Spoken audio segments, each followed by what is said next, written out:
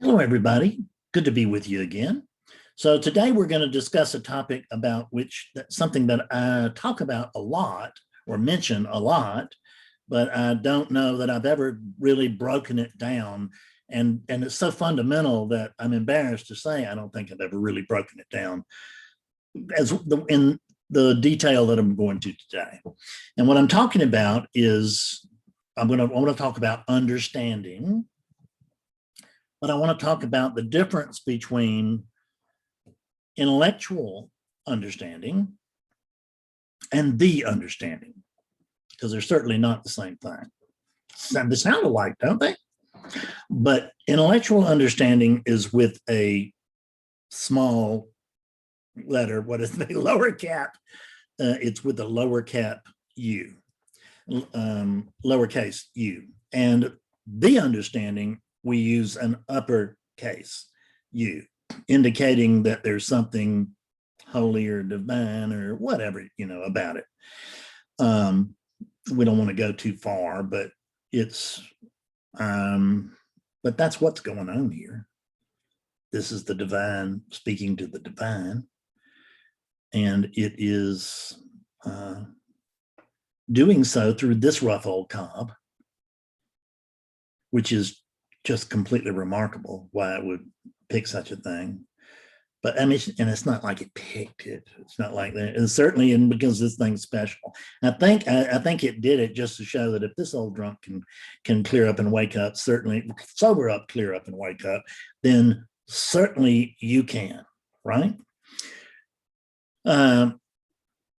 So do as I say, not as I did. Intellectual understanding is not difficult.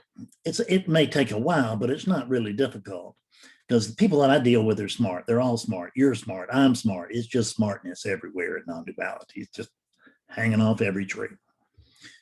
So this smartness, this intellectual understanding reaches an intellectual understanding. And what is it about? Well, first thing we heard when we came into non-duality was that you are not the body. And I dismissed that immediately, right? I just knew, well, bullshit, whatever, what else you got to say? I was willing to overlook your clear California airy-fairy mistake in order to see what else you had to say. I didn't know that what you had already told me was the most important thing that you would ever say, which is you are not the body. But there is. So we come to see that over time, we watch enough videos, we read enough books, we do enough meditation or inquiry or singing or praising or whatever the hell it is that we're doing as a practice, or we're having no practice, however it goes. At some point, this thing begins to crystallize, okay? And we begin to see, okay, I'm not the body. Now, if I'm not the body, I don't know what I am, but I'm not the body. I can see. As a matter of fact, the reason I can see I'm not the body is I know that there's actually no Fred. And I put all that together and I had it. And where I was with that was right in the middle of the bubble of self-reflection. And so, and that is a place where you're going nowhere, but you feel like you're making a lot of progress. Like a hamster on a wheel. I ain't going anywhere, but boy, it sure feels like it. And I'm building big spiritual muscles. And I'm seeing things go by, and I really think I'm making progress. But what thinks it's making progress cannot actually make progress. The reason it can't make progress is that it doesn't exist. So you really are not the body. So when we dismiss this as being a possibility of what you are, well, I'm not going to tell you, you got to tell me what's left. What's left? See, I had always heard this thing and I went, I love that pointer. And I'm going to put that in my pointer collection. I'm going to take it and put it right under glass with the other pointers in my collection that I've got on the living room table. And when people come over, I'll show them my pointer collection, and they'll be very impressed, and they'll think of me as incredibly wise and probably, deeply spiritual. And, and we should really help this guy out and, and let him get away with anything. That was kind of my thinking. So it did not turn out that way. But once we figure out that we are not the body, and then we hear, if they come to a teaching like this or similar to this, you might begin to hear about something called the character.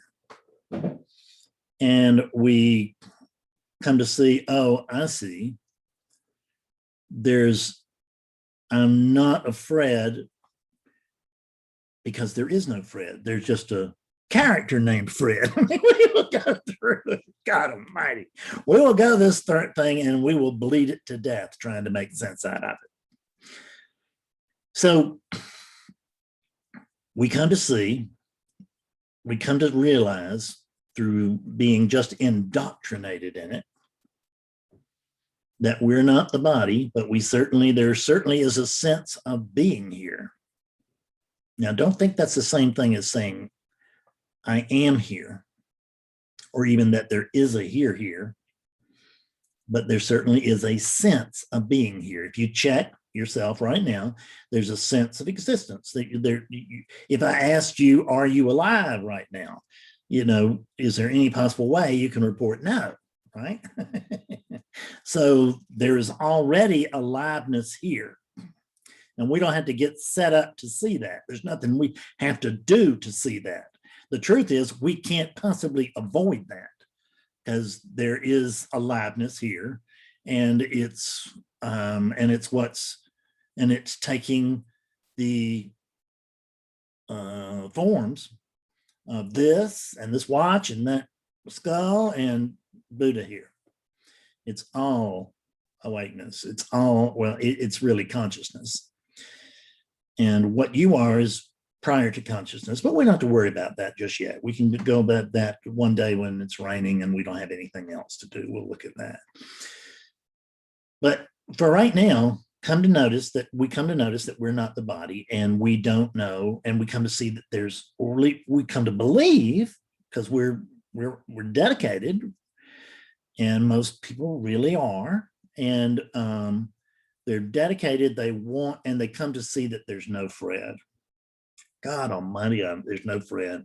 After all, I can't believe it. There's no Fred.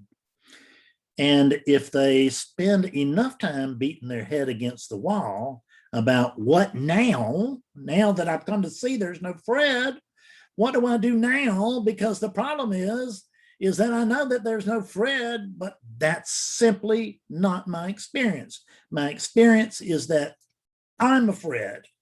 This is the Fred. And that this is Fred's room and Fred's house. That's what it feels like, isn't it? And this is Fred breathing.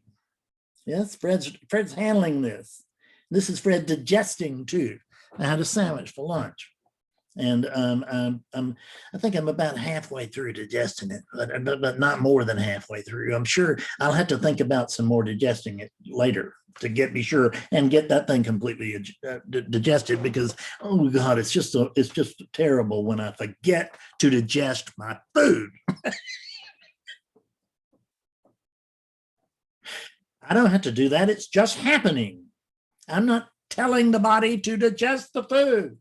That's what the body does on its own. It doesn't need a Fred's or Bob's direction or permission or anything like that. You put food in here, and if it is edible, if it's digestible, then then this body will digest it. If it's not digested, you'll find it later.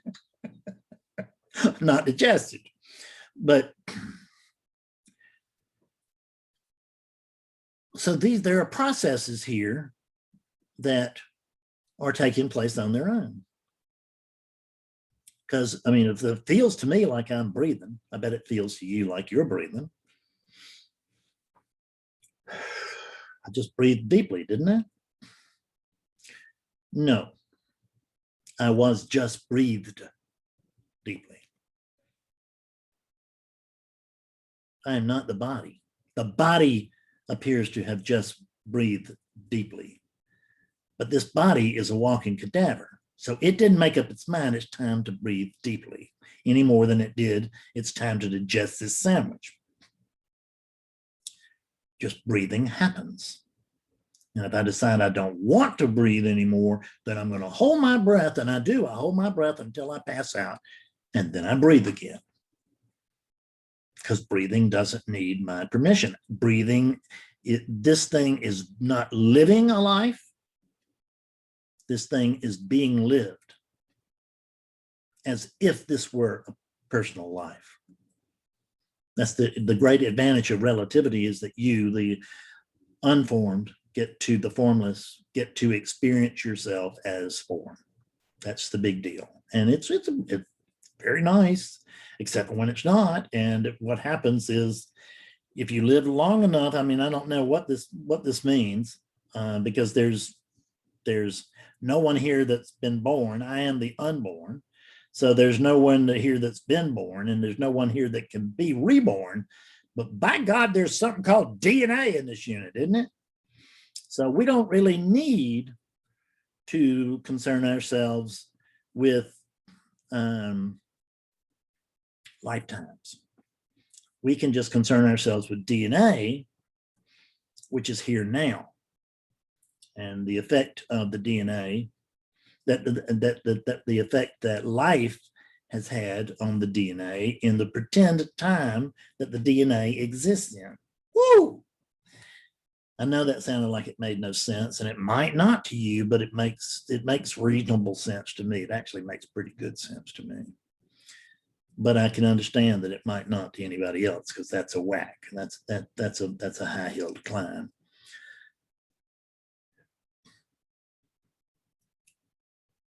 But this life is being breathed. You are not that body.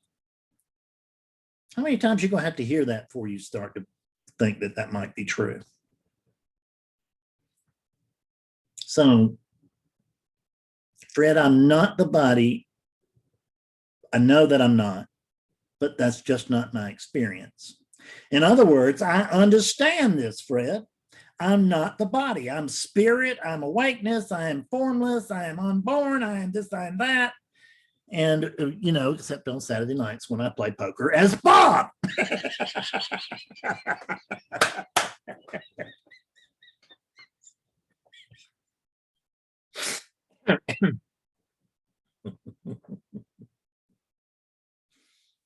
This thing is just so slick, so slippery. So we come to understand what we come to believe that we understand what we are. And we sort of do at that point. That is making a lot more sense than you were making before you got to non-duality. I promise you that. But it is not the ultimate prize. It is not freedom. It is not ultimate freedom. It is not what you're really after. The understanding with a capital U has really very little to do with the intellectual understanding, although an intellectual understanding, don't downplay it. Don't think it's nothing, because it's something. And we're building on that. So it's significant to have an intellectual understanding of this. I am not poo-pooing that. There may even be an experience from time to time that you are the witness. And that's not true either, but it's a great point of view. It's a lot better than what you came to non-duality with. It's a lot closer to the truth. I am the witness is just another thought, but it's a very significant thought. I don't know how to put that any better until you wake up and see for yourself. So the understanding doesn't happen to a Fred, and it doesn't happen to a body. So the body, the Fred character that doesn't exist, that's waiting to wake up. I'm waiting until an imaginary character can wake up and see that it's an imaginary character. Ooh. Good luck with that. So I'm waiting on an imaginary character to wake up. And since that's never going to happen, that's what we mean when we say you're never going to wake up. And you're not, the character is never going to wake up. But the good news is you don't need to wake up, because you're awakeness itself. You're neither awake or unawake. All of that occurs inside of you, so to speak. Not that there's an outside to you, but we just use those words because they're kind of handy. So all that's happening inside of you.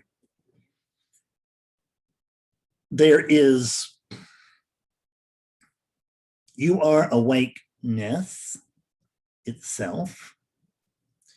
And it's awakeness itself that gets the has the so-called shift. And the shift is not really a shift from here to there, not from one place to another place, not there's nothing that actually happens except for everything changes. Nothing happens, but something very, very significant happens, which is that the character that has been trying so hard to wake up comes to be recognized as an illusion. But it comes to be recognized as an illusion by what? And immediately we'll go back to the character. Oh, yes, I've seen that there's no Fred, says Fred.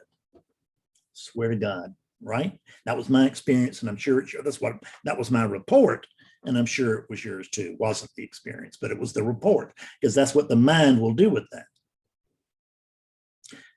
The understanding is beyond logic, and it can't be explained, because I can tell you are consciousness, you are awakeness itself, but that I may even be very helpful to some of you, but it's not going to help most of you wake up. It's just not, because you had that information before you ever cut on this video. Most of you did. So what am I doing?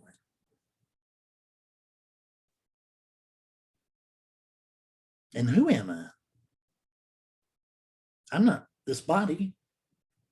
I found that out, wow, 15 years ago. No, not this body. I actually found out earlier than that, but it was not sustained. I went back to thinking I was the body, and that the body mind had some kind of delicious experience that it immediately then lost.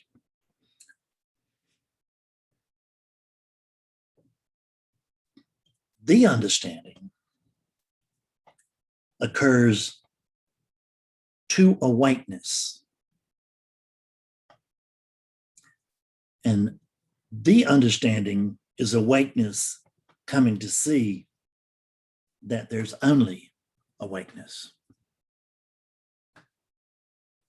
See, when we say that awakeness comes to see itself, well, awakeness can't actually see itself, but it can see itself as consciousness, which is what all this stuff is. It can see itself that way, but the eye can't see itself. The awareness, the attention here right now, it's paying attention to this unit, it's paying attention to look at its hands.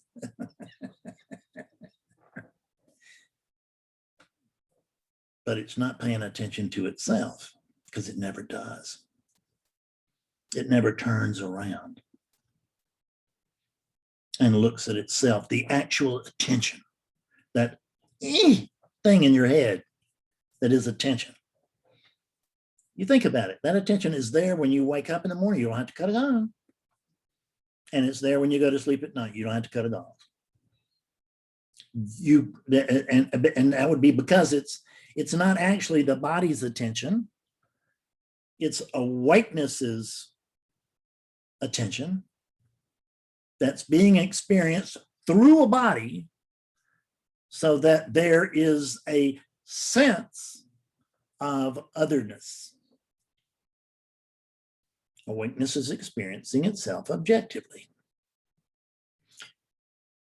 your awakeness itself, you can't wake up.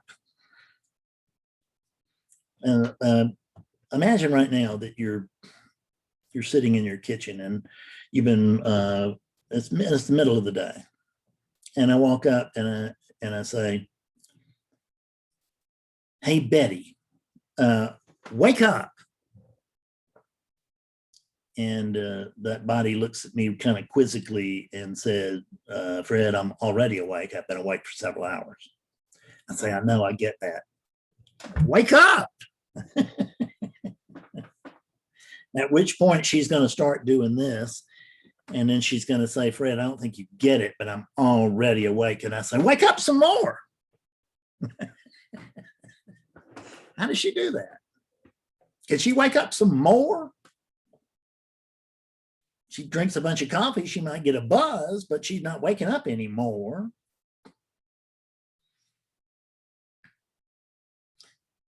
How about this? Wake up. Well, Fred, I am already awake. Yeah, wake up again. Wake up again, would you? Can she wake up again when she's already awake? No. The whole notion is absurd, isn't it? Well, that's just like this. You are awakeness, and me telling awakeness, "Hey, you need to wake up," is like the stupidest thing on the planet, but I'm making a living out of it, so I'm not stopping. And it helped me a great deal, even though the me doesn't exist. There's still, the body's experience is far better than it used to be, I'll tell you that. May not be anything an awakening for the ego, but there sure as hell is for the body, because this body is a lot happier. It's a lot more, I mean, the psychology is happier. The body is more relaxed. It doesn't have to deal with so much tension and fear and all that, stuff anymore. And not to say that the unit couldn't, come to an alarm if it was threatened. That's just the unit. That's not me. That's just the unit's, that's really, when I say it's just a unit, what I'm saying, that's just conditioning rising to meet circumstances. And the conditioning of, and raw conditioning coming to rising to meet a threat. That's the nature of duality. That's the nature of relativity. Relativity is always one thing playing against another.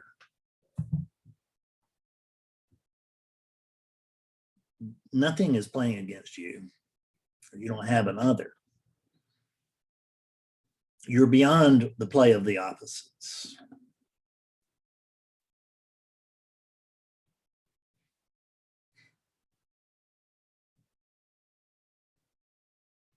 The understanding is coming to understand that what actually occurs in what we would call awakening, just because it can feel like there's somebody that's awakening or there's an awakening taking place. And what it really means is that when I instead of calling it awakening, I probably should call it, I'm taking the bowl off my head. Because I've just been in this denial and wouldn't come out of it. And everybody said, "Hey, you got your bowl in the head. I mean, your head in a bowl." And I was saying, no, I don't. No, I don't. And but I'm thinking I might be able to get to the point where I could pull that bowl off my head. Well, you don't have a bowl on your head. No, I'm really close. Just don't bother me. I'm really close to getting this bowl off my head.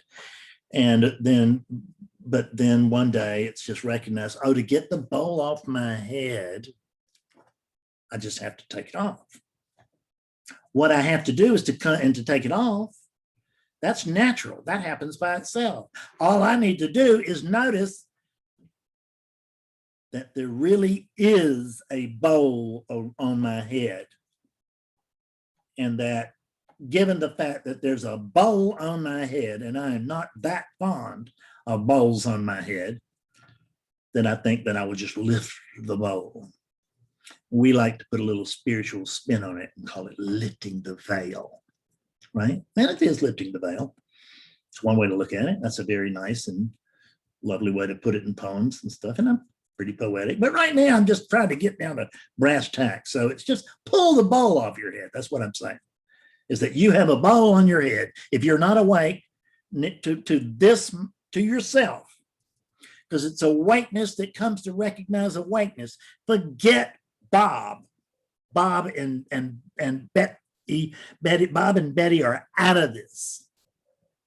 It's not about Bob. It's not about Betty. And guess what? It's not about Bob and Betty's bliss either.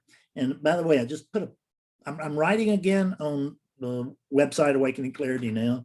I had not written posts in a long time, and I'm starting to write some short posts again. And I'm in the middle of writing one now about the difference between bliss and ecstasy. Because we think we're supposed to be in a state of bliss all the time. And that is going to be pretty wild. And I have felt it before, and I want to get back to feeling that again, because that was enlightenment. No, it's not. That's rapture. There's a rapture.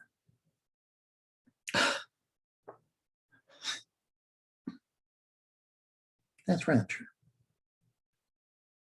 This is bliss. This is bliss, but it's not like the bliss. Ooh, the bliss that you think. It's just a quiet bliss. It's really another word for this bliss would simply be something just came up on the screen. Another word for bliss is the great unknowing. Bliss is coming to realize that I don't know a damn thing. When I woke up 15 years ago, I knew a lot more about non-duality than I do now. It was all wrong. but I knew it, and not only did I know it, but I was sure that I knew it. And that means that I was so stupid I didn't know what I didn't know. And that's called the Dunning-Kruger effect. And I wrote a post last week about that on awakeningclaritynow.com. So go check it out. There is a new website being developed, by the way. And there are a few seats left in the July Skillful Means if you want to avail yourself to that. It's getting rave reviews. I don't actually do any promotion for them. I just let it out that there'll be another one, and we'll fill it up. We're almost full now, and it's in July. The understanding is coming to see that this 3 pounds cannot hold the universe and all of its secrets in that 3 pounds. It's coming to view 3 pounds as Jesus. God, it's just 3 pounds. I mean, go get 3 pounds of fat and put it in your hand, or 3 pounds of lettuce, or 3 pounds of whatever it is, and put it in your hand. I said fat because I remember at the Whole Foods store, they used to have 5 pounds of fat on display to show you what you were carrying around if you wanted to lose 5 pounds. And it was actually quite inspiring, although I'm about 5 pounds overweight right now. I'm actually about 7. I wish I was 5. I'm 7 or 8. I don't think I'm cheating any further than that, but I'm 7 or 8. The understanding is coming to see that there's no one here to get this. It's a transmission that comes. You will feel it. You can feel it from me very often. People will, I have lots of people that tell me they cut on, that they stumble across my YouTube channel just a week ago, a month ago, 5 years ago, whatever. They stumbled upon it. They clicked on a video and they listened to about a minute of me talking, and they said, that's the guy. That's my teacher right there.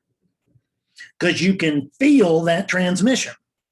Because it's not being covered up with special Fredness, and it's not being covered up with I'm awake and you're not. We're both awakeness.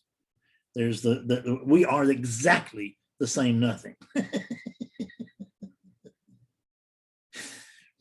So what did nothing say to nothing, right? You may be nothing, but I'm less than nothing. So this is less than nothing. This is what we're talking about, is less than nothing. How do you understand nothing? Describe a void to me. Describe to me a what a boundless void looks like. What does a boundless void look like? And we always said that whatever this is that we are, that we're just beginning to understand intellectually, or we've come into the understanding and the clarity is just not instant, right? And we thought it would be. Feels like it. Feels like you got the whole thing when you just got it by the skin of your teeth. But natural arrogance will say, I got the whole thing. And it feels like the whole thing because it is the whole thing, only it's just one little piece. But wholeness doesn't actually have any pieces. So you've got wholeness. It's just not, you can't put it all together. And that's what we try to do. We want to understand this by meaning that I want to figure this out. I want to put this all together. I want to know the secrets, the mystery of the universe. And the mistake there is that you think that there's an I who could come to know such, and there isn't. And this certainly can't do it. The universe comes to recognize that there's a universe and that it's it, if you wanted to take it down to slightly more tangible terms. So there's understanding with lowercase u, which you already probably have, and that you just can't seem to get rid of. Come to skillful means. I've done just one way to do it. There's lots of other ways. That just happens to be this teaching happens to be very direct. And and if you had a very good, direct, effective teaching, you'd be hard pressed to not speak of it as well. Right? If I had not spoken of this, then I would still be in my living room back in my old apartment. And there would be thousands of people around the world who had not yet had even a glimpse of their true nature. And there are hundreds that I have woken up virtually. And there are thousands who they write me all the time. They wake up from the videos, they wake up from the books, they wake up from articles that they stumbled across in Awakening Clarity. There's a lot of clarity here. I ain't saying it's the most. I'm not saying it's the best. I'm just saying that it's the most best for you if it is. Find out. Don't dismiss it just because I have a Southern accent or you don't buy into my brand. Well, if you don't brand into my brand of humor, you probably might as well dismiss it, because otherwise it's going to be terribly annoying for you. And if you find this teaching annoying, it ain't your teaching. Not yet. Don't dismiss it. You may yet come back. Betsy looks at me sometimes and says, they always come back, don't they? No, and the answer is no, but it feels like it. I'm going to just get on out of here now, because I've spoken for, about 20 minutes longer than I wanted to. I wanted to have about a 15-minute video. And of course, I can't cut a 15-minute video at the point of a gun. But then we got 35 minutes or just under. And that's not too bad. So let me get out of here. I can't wait to see you again. Hopefully it won't be so long in between videos, but I'm doing videos and writing posts and meeting with people every day. And there's only so much that this body can do. See you later. Bye-bye. I love you.